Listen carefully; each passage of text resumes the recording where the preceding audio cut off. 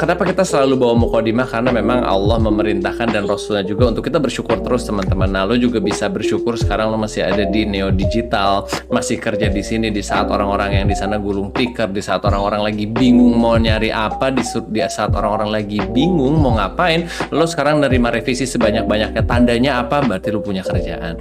Lo lagi pusing sama klien, ngomong klien nggak tahu briefnya apa, nggak beres-beres, maunya apa segala macam kan, udah gitu kadang-kadang ada maunya bos lagi kan, ngikut ke situ segala macam. Ya nggak apa-apa, lu punya kerjaan bro. Berarti teman-teman di sini masih mendapatkan sebuah pekerjaan yang luar biasa, di mana 7.000 sampai 8.500 orang itu di PHK per 3 bulan. Dan teman-teman yang di sini sehat walafiat, meskipun lagi ada, misalnya nih kita nggak tahu ada yang lagi positif, ada yang lagi enggak, kita akan ambil sebuah hikmah hari ini bahwa segala yang sesuatu terjadi kepada orang baik, orang beriman bertakwa itu semuanya baik.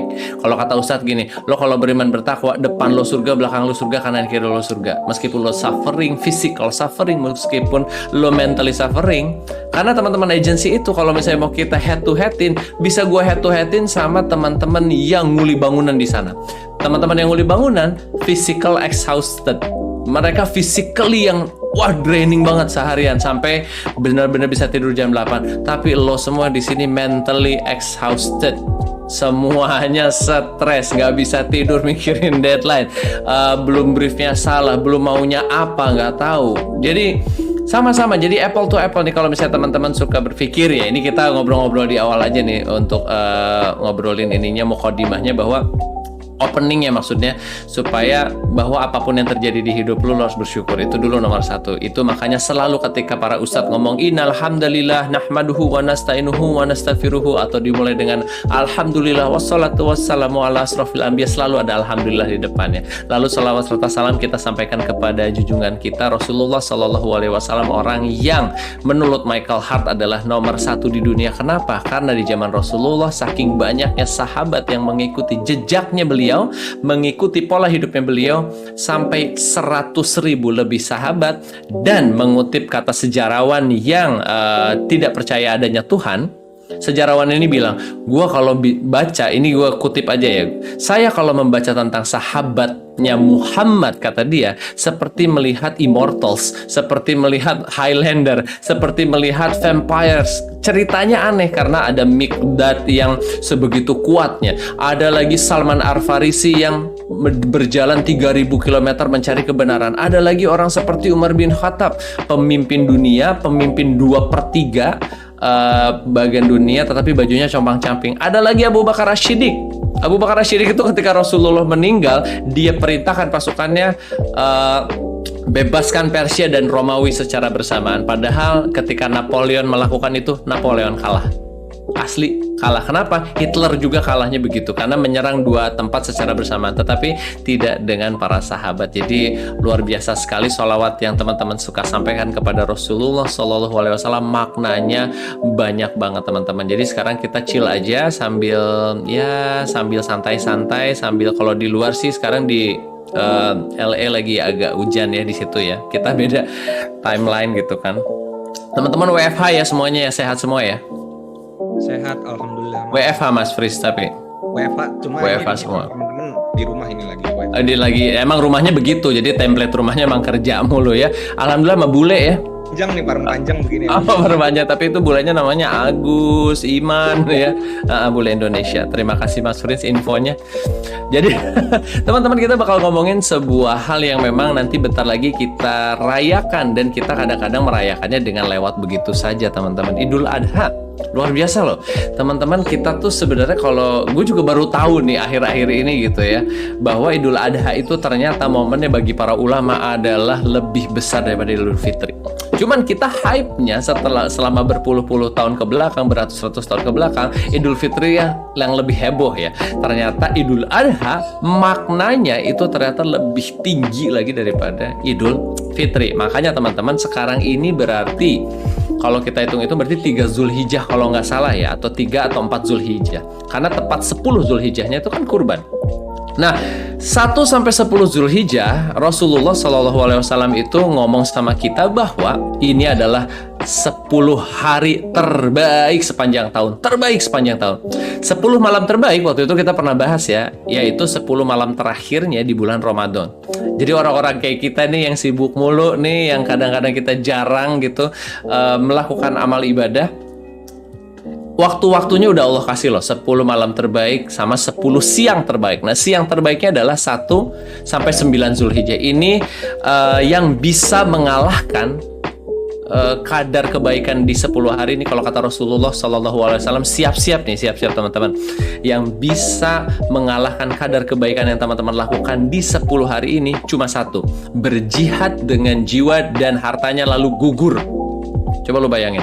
Jadi gini, sekarang lo sedekah nih 100.000. Kalau ikhlas sedekahnya, kalau memang niatnya tulus, itu bisa pahalanya lebih baik daripada jihad.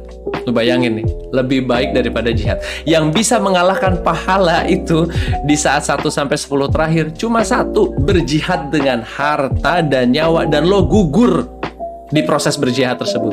Entah gugur di jalan, entah gugur di perang, tapi lo gugur. Jadi untuk teman-teman yang sekarang punya kelebihan harta, silakan sedekah.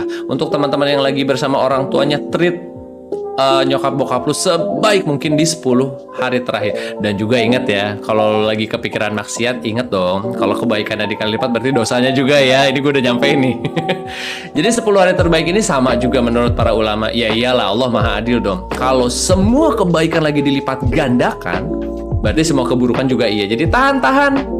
Yang VPN-nya matiin dulu aja, Explorer Instagramnya ditutup dulu aja, TikToknya nggak usah lihat yang FYP dulu, lihat yang lu follow aja dulu, karena banyak hal yang kurang baik di situ. Apalagi yang lagi browsing Twitter, log out dulu aja saran gue kalau Twitter ya, karena di situ banyak sekali kebaikan yang ada di dalam Twitter. Jadi log out dulu lah sampai tanggal 9. Baik-baik kita juga bisa hidup tanpa mereka kok. Jadi kenapa kita ngomongin kurban itu new level disebutnya, karena kita kalau mau ngurut nih, gue izin ngurut dikit ya Mas Prince ya. Nanti kalau udah kepanjangan, teman-teman silahkan. Kalau mau komen juga di gua kolom chat tetap gue buka, bisa DM, bisa chat to everyone. Atau kalau misalnya mau ada pertanyaan di tengah, silahkan raise hand. Nanti gue akan memperbolehkan untuk kita berdiskusi dua arah loh. Yang mau makan, yang mau ngopi, silahkan. Yang mau tutup kamera, yang mau buka juga lebih oke sih, karena gue bisa lihat mukanya, bisa ngobrol. Nah, jadi teman-teman, ini adalah sebuah perjuangan yang luar biasa. Yang apa sih yang kita celebrate itu di Idul Adha. Nah, biasanya kan orang ngomong kurban. Iya, waktu Ismail alaihissalam mau dipotong terus diganti sama kambing. Gampangnya seperti itu ya, gampangnya. Tetapi luar biasa sekali, kita mau coba ulik satu-satu. Karena kalau ngomongin Idul Adha, berarti ngomongin satu sosok yang disebut bapaknya para nabi. Ada yang tahu? Boleh chat. Boleh chat. Bapaknya para nabi. Ini disebutnya bapaknya para nabi. Jadi kalau lo rajin zikir pagi, zikir sore, ini ada tuh Abina Ibrahim. Keluar deh namanya. Ya udah, pokoknya chat aja. Bapaknya para nabi. Dan kenapa disebut bapaknya para nabi? Nah, ini chat lagi nih. Gue mau nanya, siapa anaknya Nabi Ibrahim tuh ada 2? Kenapa disebutnya bapaknya para nabi? Ada 2 anaknya Nabi Ibrahim. Ada 2 nih. Boleh sambil ngapain juga di chat aja, nggak apa-apa. Betul sekali, keren banget. Betul. Nggak apa-apa kalau di sini mah namanya juga ruang komunikasi. Ada 2 nih, ada Ismail alaihissalam sama Ishak alaihissalam. Ismail alaihissalam itu lahir dari Siti Hajar. Oh, keren banget Mbak Rizka, Masya Allah. Ini berarti luar biasa nih pengetahuannya. Ismail itu anaknya Siti Hajar. Ishak itu anaknya Siti Sarah. By the way, katanya Siti Sarah itu termasuk wanita yang paling cantik yang pernah hidup di muka bumi loh. Siti Sarah, ibunya Ishak. Tapi dari Nabi Ishak lah turun Nabi Yakub. Dari Nabi Yakub turun Nabi Yusuf, Nabi Yunus, Nabi Ilyas, dan semua nabi-nabi sampai Nabi Musa alaihissalam, Isa alaihissalam, terakhir Nabi Muhammad SAW bukan dari turunan Ishak. Ini yang penting.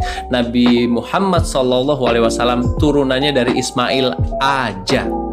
Jadi kalau misalnya kita bikin diagram ya teman-teman, ini juga share knowledge. Itu kenapa disebutnya para nabi, makanya disebutnya Abraham ya. Dan terkenal banget ceritanya Abraham ini juga luar biasa. Oke, kita gambar-gambar dikit. Gue bukan anak desain jadi mohon dimaafkan. Ini ada Ismail dan di sini ada Ishak. Nah, di sini ada Ishak. Nah, dari Nabi Ishak ini turun nabi-nabi yang banyak, tetapi dari Nabi Ismail ini satu lah di sini, Muhammad Shallallahu Alaihi Wasallam. Nah, jadi gini, jadi semua orang itu Bani Israel itu pasti menyangkanya tuh kayak oke deh, gua nunggu nabi nih. Kan dari zaman dulu teman-teman nabi itu ditunggu. Makanya ketika dulu Rasulullah Muhammad SAW tuh ngobrol sama kaisar, salah satu kaisar Heraklius tahu waktu itu ketemu sama Abu Sufyan. Heraklius terus ngomong kayak, ini orang yang disebut nabi, apakah pengikutnya orang kaya? Enggak, kata Abu Sufyan. Pengikutnya yang pertama orang miskin dulu. Oke, bicaranya seperti apa? Begini. Ibunya sudah nggak ada, ininya sudah nggak ada. Ternyata dia belajar dari Injil yang diturunkan Nabi Isa alaihissalam, keren banget. Dan Heraklius bilang, kalau begitu maka kerajaan yang lagi aku bina sekarang akan tunduk di kakinya Muhammad, setelah dapetin info tersebut. Dan ada satu lagi yang lucu, ada namanya George ketemu sama Khalid bin Walid di sebuah tempat nih. Terus George masuk ke dalam tendanya Khalid, minta sama pengawalnya Khalid bin Walid, saya mau ketemu jenderal kalian. Terus George ini pasukan Romawi. Lalu George ini ngomong sama Khalid, kenapa lu bisa menang terus? 25 peperangan konsekutif itu menang terus. Terus Romawi ditaklukin, abis itu dia lari lagi ke Persia, dari Persia lari lagi ke Rome. Itu luar biasa loh teman-teman. Sampai si George ini nanya begini, kalau gue mengikuti gaya hidup lu dan pola pikir lu, apakah gue bisa kayak lu? Kata George, bisa. Dan ini yang menginspirasi sebuah film yang waktu itu The Last Samurai, lo ingat? Teman-teman deh, Tom Cruise yang main waktu itu. Jadi dia akhirnya mempelajari nilai-nilai tentang samurai, nilai-nilai samurai, nilai-nilai harakiri, pokoknya nilai-nilai yang dimiliki oleh seorang samurai. Lalu akhirnya dia menghargai nilai-nilai tersebut dan pindah tempat. Sama seperti George akhirnya pindah ke pasukannya Khalid melawan pasukan Romawi. Lu bisa search namanya George and Khalid. Nah, ini adalah satu poin yang luar biasa teman-teman, yang luar biasa. Pointersnya adalah apa yang kita celebrate itu adalah tentang Ibrahim alaihissalam, dan kita akan coba bongkar dikit-dikit, dan gue cuma ambil dikit aja. Yang pertama teman-teman, kenapa kita mengingat-ingat dan hikmahnya dari Ibrahim alaihissalam. Ibrahim alaihissalam adalah seorang pemuda teman-teman, pemuda yang berhasil menancapkan kakinya di sesuatu yang dia anggap benar. Benar-benar pemuda yang tahu kakinya ada di mana. Seorang pemuda yang berani ambil sikap, nggak ngikut arus. Inilah Ibrahim muda. Ibrahim muda mencari Tuhan loh. Ibrahim muda mencari siapa? Pencipta ini semua. Karena dia yakin kesempurnaan ini, oksigen yang lu hirup, mata yang lu pakai yang resolusinya jauh di atas kamera manapun, telinga ini yang bisa dengar dari 20 Hz sampai 20.000 Hz. Anak-anak mau mixing kayak gimana, mau high cut, mau low cut kayak apapun, nggak bisa menyamai kondisi telinga kita. Makanya semua audio engineer nggak bisa ngasih ke robot, nggak bisa pakai AI. Pasti harus didengar sendiri karena telinga kita terbaik. Ibrahim mikir loh, ini badan ini, langit ini, dunia ini tuh siapa yang menciptakan? Nanya terus sama langit. Matahari kali, tapi matahari hilang, nggak jadi menuhankan matahari. Bulan kali, ya bulan hilang juga. Bintang kali, enggak juga. Akhirnya dia dapat kesimpulan, kalau siapapun ini Tuhannya, tolong kasih tahu saya. Akhirnya Allah menurunkan wahyunya kepada Ibrahim alaihissalam. Terus waktu itu Ibrahim bertanyakan, ya Allah, aku mau bertanya satu kali, tunjukkan kepadaku memang kalau ini memang kehidupan. Jadi ada burung, waktu itu dimatiin dan dibagi jadi beberapa bagian. Satu bagian disimpan di bukit sana, satu bagian disimpan di bukit sana, dan Ibrahim melihat burung itu terbang lagi, menyatu dan hidup lagi. Dan di situ imannya bertambah. Tapi yang penting, kita kalau diliatin kayak gitu, itu juga belum tentu beriman. Itu poin pertama. Kenapa? Orang Quraisy juga diliatin kok bulan kebelah, tetap nggak beriman. Kita teman-teman yang setiap hari dengar azan, kita yang tahu di dalam hati ada surga dan neraka, tetap kok kita juga untuk beriman susah. Usikum wa nafsi bitawallah. Gue juga begitu. Sama banget. Sebelum kenal sang pencipta tuh kita nganggapnya bolong aja semuanya, kosong. Abis mati gue ya udah mati aja. Dan gak ada makna hidup ini. Bertahan dari bulan ke bulan, pengennya dapat raise di salary, pengennya dapat proyek gede, pengennya di notice di meeting kantor, gue pengen ikut teman kantor yang sana karena gue dendam tahun lalu. Nah itu gak habis-habis teman-teman. Sedangkan orang-orang sehebat Ibrahim alaihissalam, dia tahu kebenarannya ada di mana. Dia tahu rulernya saat itu, yaitu raja siapa namanya, kok gue jadi lupa. Bukan Najasyi di Habasya. Raja Ayo yang tahu kasih tahu gue, ingetin gue di chat. Lawannya Nabi Ibrahim. Kasih tahu gue di chat. Ayo. Jadi Nabi Ibrahim itu lahir Namrud, bukan Jamrud ya teman-teman ya. Bukan Jamrud. Raja Namrud, atau ada yang bilang itu tuh turunannya Nebukadnezar. Raja Namrud itu di Babilonia itu kan dulu nyembah berhala sampai ujung-ujungnya Namrud bilang gue Tuhannya. Jadi nggak nanggung-nanggung ya. Kalau teman-teman lihat ada orang yang ngaku nabi lewat sama Namrud ngaku Tuhan, sampai Namrud membuat Tower of Babel ke atas. Kenapa? Tujuannya gue mau nantang Tuhan yang di langit. Dan dia memerintahkan ribuan pasukannya untuk nembakin panah ke atas untuk melawan Tuhan yang di langit. Paham ya? Tetapi Ibrahim muda, dia tahu dia sudah dapat kebenarannya, dia tahu Tuhannya bukan Namrud, dia berani stand up.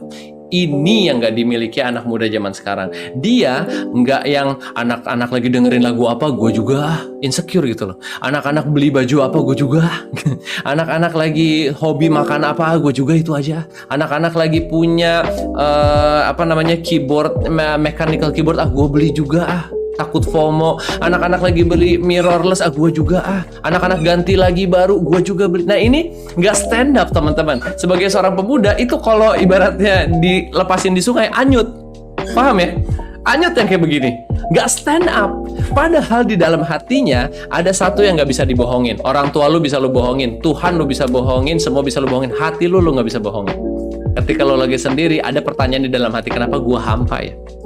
Ketika lo lagi ngerjain tugas apapun, kenapa gue enek ya? Kenapa gue kayaknya enough, nakal nih enough gitu. Udah. Kenapa ngakak-ngakaknya gue tuh lepas, tapi ketika gue pulang di KRL sendiri, gue mikir ada apa dengan hidup gue, apa yang kurang. Hati lo gak bisa lo bohongin. Sama-sama Ibrahim alaihissalam. Tetapi Ibrahim alaihissalam sadar sesuatu. Ya Allah, dia bilang, guide me. Ya Allah, guide me. Ya Allah, tunjukkanlah mana yang benar, mana yang salah ya Allah. Tunjukkan mana yang benar, mana yang salah. Dan dia setelah ditunjukkan yang benar, stand up even sama bapaknya. Ada satu yang menarik. Bapaknya Nabi Ibrahim kan pembuat berhala ya teman-teman ya. Terus udah gitu Nabi Ibrahim pedagangnya. Lu bayangin kan berarti, tong dagangin barangnya bapak gitu ya. Dagangin nih barang bapak. Siapa? Hormat sama bapaknya, sayang sama bapaknya. Ini luar biasa sekali. Tetapi dia ketika dagang berhala ngomongnya apa? Ayo teman-teman sebabilonia, beli berhala ini yang tidak bisa apa-apa, beli berhala ini yang tidak ada manfaatnya, bahkan dia tidak bisa memindahkan dirinya sendiri. Jadi saya berjualan berhala yang tidak ada manfaatnya sama sekali. Jadi orang-orang lewat kayak, ini namanya bukan S3 marketing, ini bodoh namanya. Karena kalau S3 marketing kan gini, jangan lihat kiri, lo lihat kiri.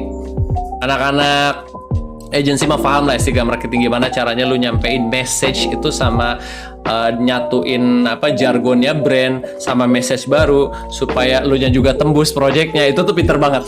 Anak-anak agensi tuh muter di situ udah luar biasa. Tapi enggak, Ibrahim jujur, gue jualan sesuatu yang gak ada manfaatnya, dia cuma batu, kita juga yang bikin, dia gak ada manfaatnya. Marah lah. Dan satu lagi, Ibrahim juga berani stand up ketika semua orang dari Babilonia itu keluar kotanya. Nabi Ibrahim alaihissalam menghancurkan semua berhala, terus nyimpen kapaknya di berhala paling gede. Ini epic. Berarti pakai otak dong. Jadi nggak cuma kayak gini loh. Akhi, haram itu ngerokok, sudah gila akhi. Ya itu kan berarti lo juga nge-push sebuah sesuatu kekencengan, ngerti nggak? Lu bikin dosa mulu, lu nggak takut neraka lu? Ya orang yang lagi berdosanya juga kayak, ya elah gitu. Emang kayak lu orang suci aja akhirnya bentrok. Nabi Ibrahim alaihissalam dikaruniai lidah yang luar biasa oleh Allah sehingga menghindarkan friksi. Jadi yang diambilnya adalah ilmu NLP. Luar biasa ya teman-teman yang belajar NLP, Neuro Linguistic Program untuk komunikasi. Nabi Ibrahim sudah mempraktekannya dari zaman dulu. Dan doanya ada di surat Ibrahim alaihissalam. Jadi di surat Ibrahim, teman-teman nanti baca ayat 4, ada di situ bahwa semua Nabi dan Rasul berbicara dengan lisan kaumnya. Sama kayak lu berbicara dengan lisan brand yang lagi lu pegang. Luar biasa kan? Ternyata itu udah dipraktekin sama Ibrahim alaihissalam dan dimaktubkan di Quran bahwa semua Nabi dan Rasul berbicara pakai lisan kaumnya. Jadi dia mengikuti teman-teman, mengikuti kaumnya ngomong apa, brandnya mau apa, kliennya mau apa, dia ngikutin. Tapi ternyata kliennya nggak sadar, dia yang ngikutin kita. Gokil Pak, Masya Allah, Subhanallah, Tabarakallah. Lu bayangin, kalau AE punya kemampuan seperti itu, kliennya berasa menang tuh. Oh iya, gila, kita disupport banget loh, padahal kita yang giring dia. Padahal pekerjaan kita seringan-ringannya, coba luar biasa sekali. Nah, Nabi Ibrahim alaihissalam pintar sekali di situ, sehingga kapaknya disimpan di berhala paling gede. Ketika orang-orang pulang, ini siapa yang ngancurin berhala? Ini siapa yang ngancurin berhala? Ya nggak tahu. Ibrahim ya, Ibrahim yang ngancurin berhala. Kata Ibrahim, enggak. Tanya tuh sama yang pegang kapak, katanya. Jadi berhala yang paling gedenya ngalungin kapak. Terus kata orang-orang, bego lu ya, gitu gampangnya tuh. Parah lu ya. Masa berhala bisa ngancurin berhala yang lain? Ibrahim dengan pintarnya ngomong, ya kalau nggak bisa ngancurin berhala yang lain, ngapain disembah? Dar. Selesai. Seorang pemuda yang luar biasa, yang stand up buat dirinya sendiri dan kebenaran, dan berani tidak mengikuti arus, tetapi mewarnai kotanya sendiri sampai berani diusir, itulah Ibrahim. Ini adalah sesuatu yang luar biasa yang mesti kita setiap tahun itu kita rayakan, teman-teman. Jadi teman-teman nih kalau bisa jadi pemuda tuh mewarnai gitu loh. Jangan ngikut sana, ngikut sini, belum kebucinan, cuciin baju aku, iya, gitu kan. Isiin gopay aku, iya, ataunya besok dia sama yang lain. Selesai. Udah gitu aja, lu mau gitu aja, nggak punya pendirian gitu hidup lu. Nah, ini yang kita akan coba ambil dari Ibrahim alaihissalam, bahwa stand up dari semenjak muda sampai dikeluarkan dari Babylon, sampai beliau juga keluar dari Babilonia dan pindah, nggak apa-apa. Dan dia ditemani oleh seorang istri yang luar biasa cantik sekali, Siti Sarah. Dan Nabi Ibrahim ini nih, kalau di surat Al-Insyikok teman-teman, latar kabuna tobakon ang tobak, fase demi fase demi fase demi fase. Sekarang gini deh, tanyain sama orang-orang yang ada di atas lo, kepala divisi lo, headnya, tanya deh, emang dia senang jadi head? Lihat salary iya, lihat kerjaannya pasti nggak senang. Kenapa? Karena semakin tinggi orang, ujiannya semakin besar, right? Levelnya semakin tinggi.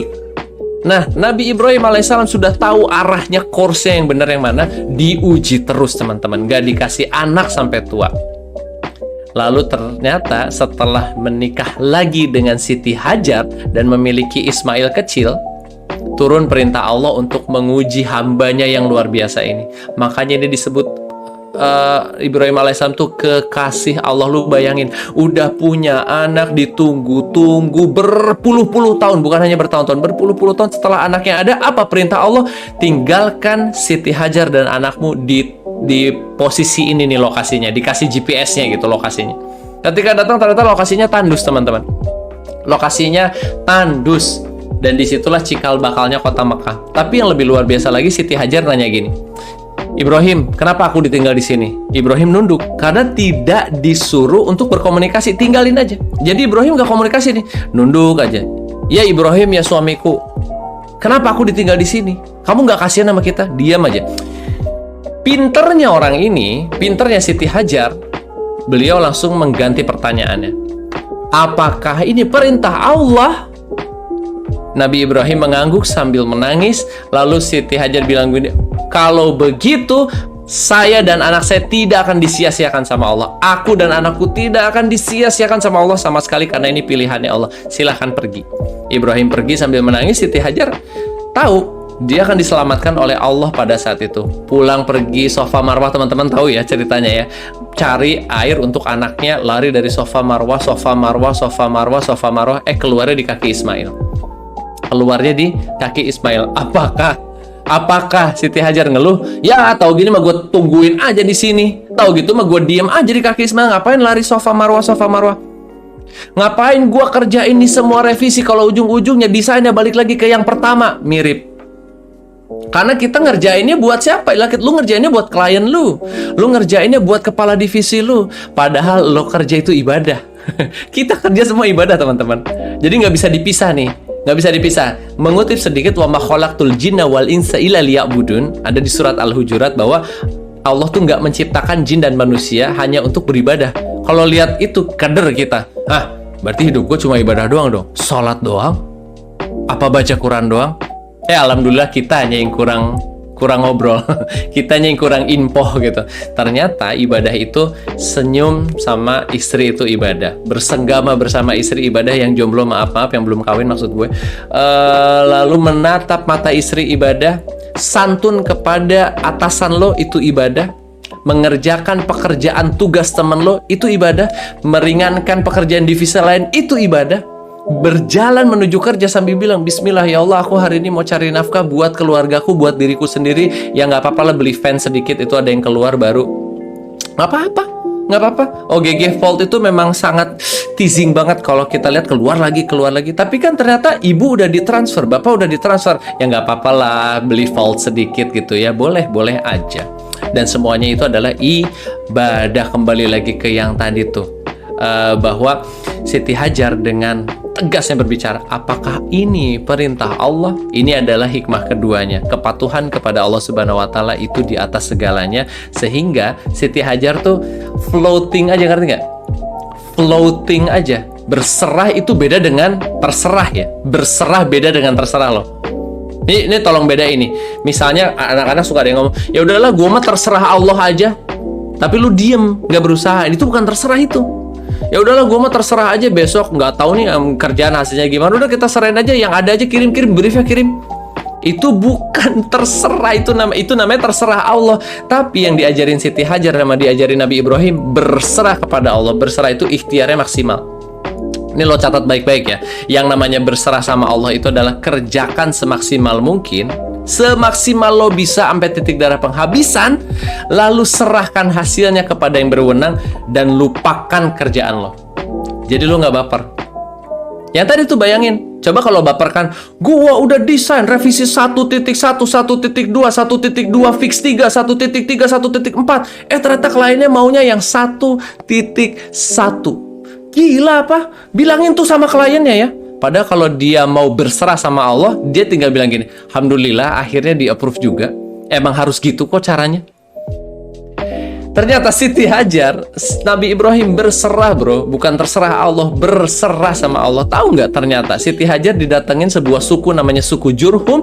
Suku Jurhum ini nggak membunuh sama sekali. Dia ngomong sama Siti Hajar, apakah air ini punyamu? Iya. Kalau begitu izin saya bikin tenda, bikin pemukiman di sini. Kata Siti Hajar, silahkan. Siti Hajar dikasih makanan, dikasih baju, dibikinkan rumah, dinikahkan oleh petingginya di sana. Lalu anaknya Ismail dinikahkan dengan petingginya di sana. Dibuat kota. Siti Hajar tahu nggak kira-kira ketika Nabi Ibrahim mengangguk dan Siti Hajar bilang, Allah tidak akan menyia-nyiakan. Lo lihat sekarang kota Mekah, Tokyo, mau apa lagi, Korsel, nggak ada yang bisa 30 juta orang datang dalam sebulan tuh, nggak ada kecuali Mekah. Lu mau nyari bakso mie ayam aja di Mekah ada, mau nyari durian aja di Mekah ada. Padahal doanya Nabi Ibrahim apa? Ya Allah, berkahilah nih tanah ini nih. Siti Hajar tahu nggak sih nantinya Mekah akan begitu? Nantinya kita akan cari apapun di Mekah, lo bakal lihat ukti-ukti pakai gamis gitu, bawahnya Jordan. Di Mekah itu adanya kejadian begitu. Anak-anak duduk-duduk di Starbucks gitu, tapi ketika Allahu Akbar ya lari aja sholat semuanya. Apakah Siti Hajar nggak ngebayangin Mekah akan seperti itu? Enggak, karena saat itu dia berserah. Dan nggak sampai situ ujiannya Nabi Ibrahim alaihissalam. Nggak sampai situ teman-teman. Nabi Ibrahim tuh sabarnya teman-teman. Lo pernah dengar kan Nabi Ibrahim dilempar ke api? Pernah ya? Dilempar ke api terus apinya jadi dingin. Coba deh, kebayang deh, dibakar sama api, terus dia siap aja, ngerti nggak? Berserah lagi sama Allah, nih berserah. Ya Allah, aku udah checklist. Nah, checklist ini yang akan kita bahas sedikit lagi. Aku udah checklist diriku ini bener kok. Aku nggak nipu orang, aku nggak ganggu orang. Untuk habluminanas sama manusia aku oke, samamu juga aku oke ya Allah. Checklist sudah oke, ternyata dilempar ke api. Ya aku berserah ya Allah, berserah. Lo juga sama teman-teman yang dilempar ke api sosial. Tahu nggak lo? Kita sadar nggak kita tuh sama kayak Ibrahim alaihissalam, tapi kita dilemparnya ke api sosial. Kalau dia physical fire, apinya physical. Kalau kita sosial, coba bayangin ketika lo berbuat baik sedikit aja berbuat baik. Ya elah malaikat mau kemana? Satu, social fire. Ketika kita bilang mulai aja misalnya kayak mau sholat gitu, ya elah sholat tepat waktu, gila besok mati kali ya. Mulai social fire. Lu bisa tahan gak sih? Lu bisa tahan gak? Atau lu kayak pemuda yang lain, akhirnya kebawa sama sesuatu yang keren aja, yang cool kelihatannya. Gue nonton Loki tadi malam finale, session finale. By the way, makanya kenapa rambut gue nggak diikat, karena tadi malam session finalenya gokil, luar biasa sekali gitu ya. multiverse of madness luar biasa, tapi lu nonton Loki jadi beriman, lu baru keren. Kenapa? Karena Loki ngomongin apa? Di terakhirnya ada apa? Lu emang puas sama yang ada di terakhir? Mobius bilang di episode 3 waktu itu, ya gue sih, ya gue nunggu aja deh sampai terakhir. Terus Loki gini, lu yakin lu mau nunggu? Lu nggak mau tahu? Lu nggak, maksudnya gini loh. Kalau Loki bisa ngomong nih, lu nggak mau tahu kayak Ibrahim cari tahu, lu nggak mau tahu kayak cari Isa alaihissalam cari tahu, lu nggak mau kayak Muhammad cari tahu naik ke Gua Hiro, lu terima-terima aja kalau lu tuh agen TVA misalnya. Buat yang teman-teman gak nonton silahkan googling. Lu tuh nerima-nerima aja, lu agen TVA, lu tuh dulunya varian kali. Maaf ya kalau spoiler juga. Lu tuh dulunya varian kali, lu nggak sadar? Nggak, gue biarin aja ikut arus saja gue kayak pemuda yang lain. Dor. Value Loki itu jutaan kali di atas Mobius. Ketika Loki ngomong, lu tuh mau terima lu apa adanya aja, nggak mau cari tahu lu tuh dari mana, lu ngapain, dan endingnya apa. Dan Loki sama Sylvie pergi ke Void, ke ujungnya waktu, menemukan sang kebenaran itu sendiri. Gokil, Pak. Lu nonton Loki harusnya jadi beriman. Kenapa? Orang separah Loki aja, God of Mischief, dia mencari kebenaran. Mencari kebenaran. Gak hanya sehari-hari ngeliatin briefing aja, ngeliatin briefing. Terus mikirin, abis ini udah gitu hopping lagi. Dari Neo Digital gue kirim CV kemana lagi ya? Ya, udah mikirinnya karir untuk liburan.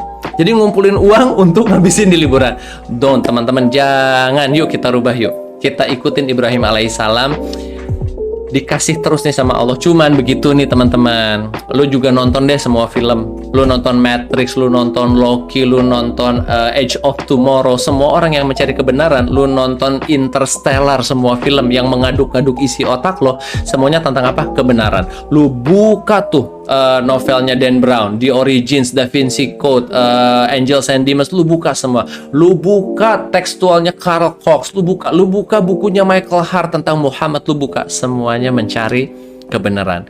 Udah saatnya teman-teman di sini kita sekarang siap untuk berkurban lebih lagi. Puncaknya lo tahu nggak? Ketika Ibrahim sudah menyatakan beriman, ketika Ibrahim sudah menyatakan takwa, kan Allah mau lihat ini. Bos lu juga gitu. Ini ada 8 anak. Katanya mau dikasih raise-nya 100% lagi. Jejerin lah 88-nya. Kita tes mereka selama 3 bulan. Nggak mungkin tiba-tiba cap kembang kucup dia yang dapat kenaikan gaji. Kenapa? Nggak tahu. Nggak mungkin. Bos lu pasti memberi ujian terberat di saat itu. 2 bulan, 3 bulan dilepas ke klien sendiri, terus disuruh ngurus dari mulai desain sampai ketemu VP-nya. Coba lu bayangin, pasti dikasih ujian tertinggi. Ujian tertingginya apa? Ya Buna, ya anakku, aku mimpi menyembelih kamu. Bayangin nggak? Tapi Ismail alaihissalam lagi-lagi, ya Allah ya Rob, ini keren banget. Ismail bilang, ya ayahku, ya abati, kalau emang itu mimpinya, engkau kan nabi, mimpimu tuh beda sama orang lain. Aku siap menjadi anak yang soleh dan mengikuti perintah Allah. Yuk, coba kalau gue, si Prince aja tuh tuaan tuh, sono tuh masih kukuh. Ngapain mesti gue yang dikorbanin? Kan gue baru di sini. Lihat nggak yang gue jadi ini? Kota Mekah itu jadi karena tangan gue ya Bapak. Bapak nih nggak paham aku Bapak. Guys, enggak ya abati. Kalau ini perintah Allah aku ikut. Makanya disimbolkan dengan menyembelih kambing. Dan lo bayangin sampai sekarang semua orang yang kurban itu Nabi Ibrahim, Nabi Ismail tinggal senyum aja. Ya, semua pahalanya ke beliau. Jadi ini maknanya tuh bukan hanya berkurban kayak iya gue berkorban, bukan berkorban, tapi kepatuhannya sama Allah dan kesiapan ketika lo udah patuh sama Allah mengejar kebenaran, lo tuh siap diuji. Coba yuk sama gue yuk, kalau mau nih sama-sama nih ya, coba ya bareng-bareng angkat tangan misalnya ya, ini sama-sama aja tes mentalnya gini. Ya Allah ya Robbi, aku siap diuji. Agak deg-degan gak tuh? Coba. Ini yang berat dari Ibrahim alaihissalam. Karena dia dan semua keluarganya bilang, ya Allah ya Rob, aku siap diuji untuk naik level. Ya Allah ya Rob, aku siap menerima ujian apapun untuk naik level. Miskin mah tuh terendah teman-teman. Gak punya uang, itu sih terendah. Dikucilkan dari sosial. Ya Allah, semua seleb udah ngerasain. Jadi yang bisa kita petik dari masalah kurban to the next level ini adalah ketika lo udah siap berkorban untuk menembus social fire, ketika lo udah siap stand up untuk sesuatu yang lo tahu lo benar, nggak lagi ngikut-ngikut, dan siap untuk tahu lo itu hidup di dunia ini untuk apa. Bukan hanya untuk terima brief, tapi lo harus membuat sebuah perubahan di muka bumi, guys. Kalau nggak di muka bumi, lo jadi ini Neo Digital, lahannya dulu, rubahlah Neo Digital jadi menjadi perusahaan yang luar biasa. Kebayang nggak kalau dari OB sampai CEO punya satu visi yang sama, nggak nyampe 2 tahun Neo Digital market leader. Ini udah formula yang luar biasa sekali.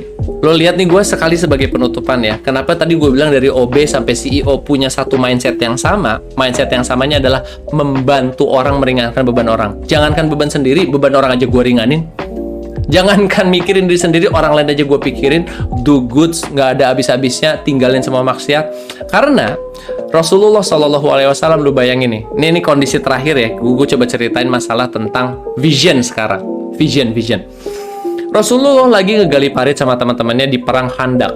Perang Khandak terjadi karena ada 10.000 kaum Quraisy mau nyerang Madinah langsung to the headquarter, langsung mau ngabisin turret lo. Langsung, tapi nggak cuma grup itu, semua grup janjian di room mau nyerang semua ke tempat lo. Jadi lu tuh titik serang 10.000 lawan cuma sekitar 700 atau 1000-an orang. Akhirnya Salman Al-Farisi dari Persia, namanya Faris kan, Farisi, bilang, ya Rasulullah, di tempatku dulu di Persia kalau ada apa-apa serangan sebegini besar, kita gali parit. Yuk gali parit. Teman-teman, paritnya bukan kayak di Indonesia ya, tanah subur loh jinawi, tiang dan batu jadi tanaman, ada kolam susunya. Enggak, di sana adalah pasir batu keras. Jadi ketika digali teman-teman, wallahi nggak ada yang bisa ngancurin satu batu gede. Tetapi Rasulullah SAW dan semua nabi kekuatannya kan 10 kali lipat. Makanya ada cerita Nabi Musa nggak sengaja nonjok orang langsung meninggal. Nah Rasulullah ketika nih pukul batu bilangnya gini, aku lihat istana Syam akan jadi milik kita, dor Syam. Aku lihat Persia juga akan jatuh di tangan kita, dor. Terus orang-orang yang munafik waktu itu lihat kayak, ya elah Muhammad, ini aja kita lagi mau diserang, ini ngomongin naklukin Persia, Syam sama Romawi lagi. Ternyata nggak nyampe 9 tahun teman-teman, semuanya terlaksana. Khalifah Abu Bakar As-Siddiq mengirim 2 pasukan sekalian untuk membebaskan Baitul Maqdis atau Palestina sampai langsung ke ujung-ujungnya Holy Roman Empire habis. Lalu namanya waktu itu Sassanid Empire itu langsung diserang ke Ctesiphon, nama kota ibu kotanya Ctesiphon. Ctesiphon itu di Persia dikalahin, dan kalau kata orang yang ateis waktu itu bilang, gila katanya Abu Bakar ini immortal kayaknya ya, dia nggak punya otak, dia nyuruh nyerang 2 kerajaan yang luar biasa gede. By the way, Holy Roman Empire saat itu luasnya seperti 33 negara disatuin, dan Persia juga seperti 35 negara disatuin. Tapi dalam 9 tahun semuanya tunduk di kaki Muhammad dan para sahabat. Luar biasa, mungkin itu kan kita simpen di hal yang lain. Tetapi maksud gue, kebayang nggak kalau dari OB sampai CEO punya sesuatu visi yang sama, punya ketaatan yang sama, punya visinya untuk meringankan beban orang sama-sama. Wah, luar biasa sekali. Dan itu adalah poin-poin yang insya Allah bisa gue sampaikan di waktu yang singkat ini. Dan mudah-mudahan kalau misalnya ada yang mau diskusi atau menyatakan sesuatu, mudah-mudahan gue bisa jawab. Tetapi insya Allah gue nggak bisa jawab semua. Jadi saya kembalikan kepada MC Dunia Akhirat dan Alam Barzah. Silahkan. Boleh nggak sih berkurban untuk orang tua yang sudah meninggal? Ya. Oke, terima kasih pertanyaannya, jazakallahu khair. Bismillah ya, boleh nggak sih berkurban untuk orang yang meninggal? Gue menemukan beberapa perbedaan pendapat di sini. Jadi ada yang bilang bahwa kalau misalnya, karena gini, ada 3 yang tidak terputus di saat orang itu meninggal: amal jariah, lalu ilmu yang bermanfaat, sama doa anak soleh. Ini nih 3 nih, doa anak soleh. Jadi ada beberapa ulama yang kan kalau ngambil hukum tuh nggak sembarang ya teman-teman ya. Dari Quran, dari hadis, dari kesepakatan ulama tuh kayak digabung semua dan dilihat di negara itu tuh lagi apa kondisinya, baru hukum bisa diambil. Jadi nggak kayak lo lihat tekstual, ini harus ini haram, ini halal, nggak begitu. Caranya nggak begitu, itu harus ijma ulama juga harus berkumpul ya. Kalau di kita namanya MUI ya kalau begitu ya. Nah, beberapa ulama mengatakan tidak bisa, tidak sampai karena beda urusannya.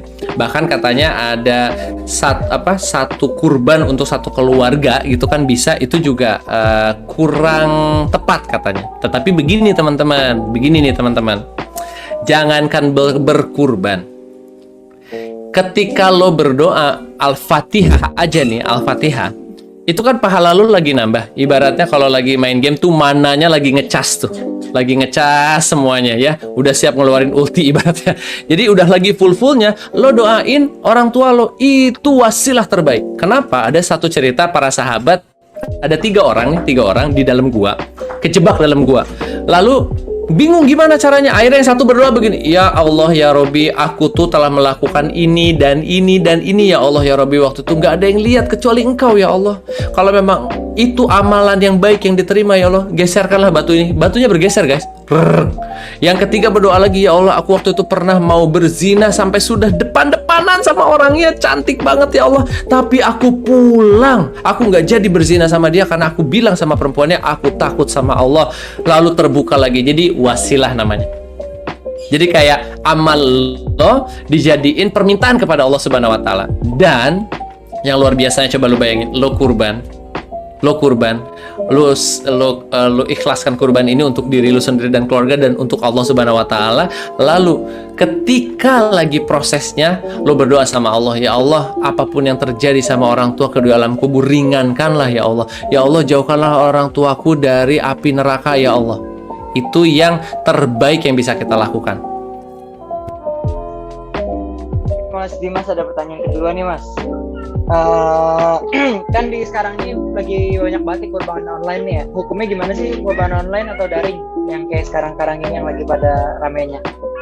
Masya Allah, ini gue disclaimer dulu ya, bismillah ya. Ini pertanyaannya kebanyakan fikih, dan kalau fikih udah jelas gue ilmunya tidak sebanyak itu. Yang kemarin gue dengar persis, alhamdulillahnya gue dengar dari Ustazah Aini lagi ngebahas fikih kurban. Ternyata kurban itu yang paling afdol adalah dilihat. Paling afdolnya dilihat. Tetapi teman-teman, ketika misalnya lihat ada kurban online nih, terus ternyata di situ pun sudah ada logo MUI yang sudah bersertifikasi. Nah, berarti sudah ada pendapat lain atau hujah lain yang membenarkan hal tersebut. Apalagi guys, sekarang kan kita lagi pandemi. Apalagi sekarang kita lagi di masa darurat, dan darurat itu kata dari Arab. Kata di Quran darurah. Jadi Indonesia kan banyak serapan Arab dan Al-Quran ya. Bahasa Al-Quran tuh beda sama bahasa Arab ya. Fusya bahasa Al-Quran. Arabik tuh slangnya banyak soalnya. Jadi secara itunya paling afdolnya melihat atau video call katanya. Video callnya masih bisa. Makanya kalau misalnya ada yang dekat rumah, teman-teman dekat rumah, tanya, bang, ntar ustadznya video call dong sama gue gitu. Ketika motong itu jauh lebih utama. Gitu teman-teman. Tapi ketika ada yang menguatkan, silahkan diambil juga. Pertanyaan selanjutnya Mas, kenapa hewan yang harus dikurbankan itu sapi atau kambing? Wah, ini keren banget, Masya Allah. Karena sebenarnya gini, kalau biawak kita serem nangkapnya brother, karena gede ya, satu itu. Yang kedua, kalau ayam kekecilan. Terus kalau lele itu leher yang nggak ada, kita biasanya digeprek langsung mati. Karena sebenarnya memang alhamdulillah, tapi pertanyaannya keren banget. Ini adalah sebuah pertanyaan akidah dasar. Why gitu ya. Kalau dirunut why-nya kita melakukan anu dan anu adalah dirunut dari siapa dulu yang nyuruhnya. Sama deh gini deh, lu masuk Neo Digital pasti aturan Neo Digital yang lu ambil. Meskipun lu dari advertising lain atau dari agensi lain, ada budaya perusahaan yang berbeda dengan perusahaan lain, lu pasti ngikutin, right? Tapi lu tahu perusahaan ini mengeluarkan kebijakan ini tuh dari siapa? Karena nggak mungkin kita nggak tahu CEO perusahaannya siapa, nggak tahu atasan kita namanya siapa. Begitu pula ketika kita sudah tahu siapa Rob kita, Allah Subhanahu wa taala, maka yang lain-lainnya akan lebih gampang dimengerti. Karena benar, gue dulu ngalamin tuh waktu ketika masih begajulan gitu hidupnya, mikirnya banyaknya yang aneh-aneh. Kira-kira Ashabul Kahfi namanya siapa aja ya? Anjingnya Ashabul Kahfi warna apa ya? Emang kira-kira alien ada nggak? Karena waktu itu gue sejatinya belum menemukan entity-nya dulu nih, kenapanya dulu, Robnya dulu, siapa? Tapi ketika kita sudah tahu ketika kita sudah tahu ininya, Robnya siapa, yang menentukan aturan siapa, lebih gampang mengikuti. Dan salah satunya kenapa unta, sapi, kerbau, dan domba itu aturannya udah datang dari sana gitu. Jadi dan gini teman-teman, pakai otakmu dan logika dan akalmu sebanyak-banyaknya, sekuat-kuatnya untuk menemukan sang kebenaran itu sendiri, untuk menemukan Tuhan semesta alam. Lu pakai deh logika lu. Soalnya nanti kalau aturan itu pasti banyak yang nggak masuk logika. Kayak kentut. Kenapa kalau gua kentut batal wudhu? Kenapa mulut yang dikumur? Ya kan pantatnya mesti yang dikumur. Kalau pakai logika. Betul? Lu kentut kenapa batal gitu? Apanya yang membatalkan gitu? Terus ya bahasanya banyak lah kalau aturan-aturan ya. Tetapi aturan pun sama kalau di perusahaan kan suka ada yang aneh-aneh. Suka ada yang aneh-aneh. Ada yang senam pagi dulu, kantor sana enggak. Ada yang makanan boleh dibawa, ada yang enggak. Ada yang boleh ngerokok di tempat meeting, guys. Ada yang enggak. Enggak masuk akal dong kata orang yang enggak ngerokok. Gila kali. Ngerokok di tempat meeting bikin orang sesak. Tapi karena banyaknya perokok di situ, lo yang FOMO, lo yang keluar sana, kita di sini mau ngerokok. Gitu ya gampangnya ya. Ada orang Sunda di sini, ada orang Jawa. Kalau mikirin orang Sunda sama orang Jawa, kenapa tehnya pahit sama manis sampai kiamat lo nggak akan ketemu. Orang Jawa bakal ngomong pelit orang Sunda. Rumahnya gede tehnya pahit. Lah orang Sunda juga ngomong sombong orang Jawa. Rumahnya kecil tehnya dimanis-manisin. Aturan itu akan masuk ke dalam apa? Sosial, strata sosial, lingkungan. Makanya nggak habis-habis teman-teman. Tapi once kita sudah pakai logika kita, otak kita untuk memutar kenapa mesti Allah, aturannya jadi gampang semua. Allahu a'lam bishawab. Pertanyaan selanjutnya nih, mewakili pecinta hewan. Gimana cara pecinta binatang melakukan kurban? Mungkin pas mau kurban, binatang kasihan nih. Iya, bener. Balik lagi. Kita tuh tahu sesuatu kalau kita paham, teman-teman. Bayang ya, kita tuh tahu sesuatu kalau kita paham. Sekarang lu cemplungin anak SMA, suruh ada di posisi AE. Itu muntah yang ada.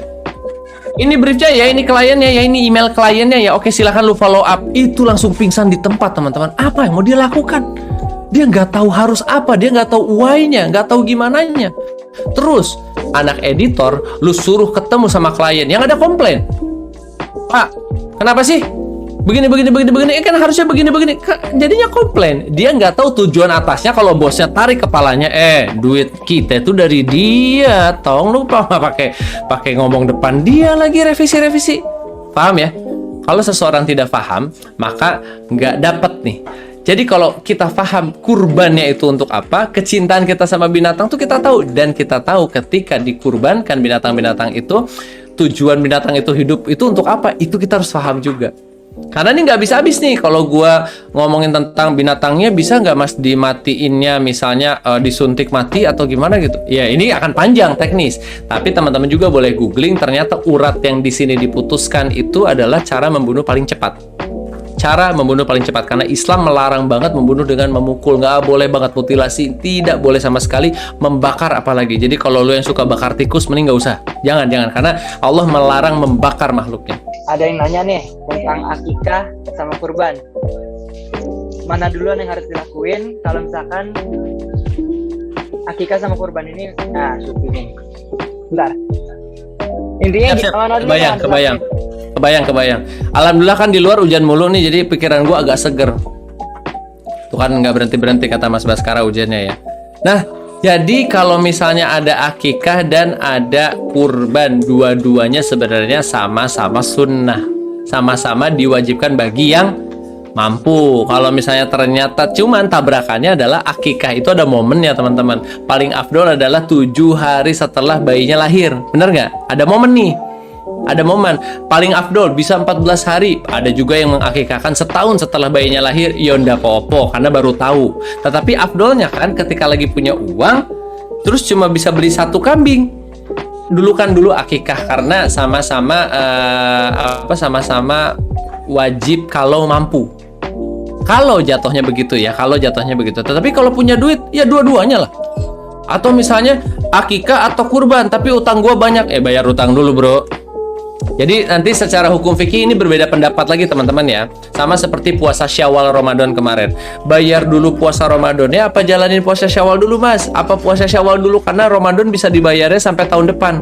Nah ini ulama fikih berbeda pendapat, tetapi silahkan kalau ternyata memang tabrakan dan melihat akikah itu 7 hari setelah, keberkahannya lebih banyak, ambil akikahnya terlebih dahulu gitu.